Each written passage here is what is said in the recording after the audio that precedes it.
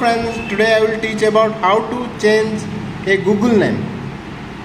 माने आम Google Chrome open करवा तो www.google.com टाइप करवा तो ये जो Google शो कर Google जगह आम नेमटा आसो.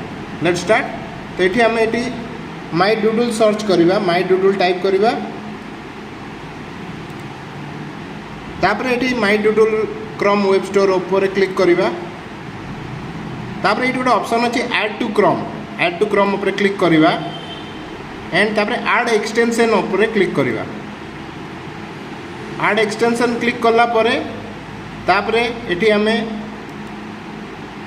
एक्सटेंशन ऑप्शन में क्लिक करवा. ये ऑप्शन क्लिक एंड माई डुडुल ऊपर क्लिक करके ये माई डुडुल को काटिकी ये आम किसी भी नेम लिखिपर. फॉर एग्जांपल मुझे लिखली टीके तापस एंड शो प्रीव्यू क्लिक करदे ये नेमटा शो कर. And how to remove the name तो एक्जाक्टली सेमती पुणी आउ थे टाइप करवा www.google.com एंड ये गोटे ऑप्शन अच्छी रिमूव फ्रॉम क्रोम बोली ये क्लिक करदे.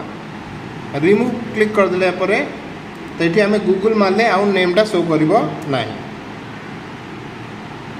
That's it.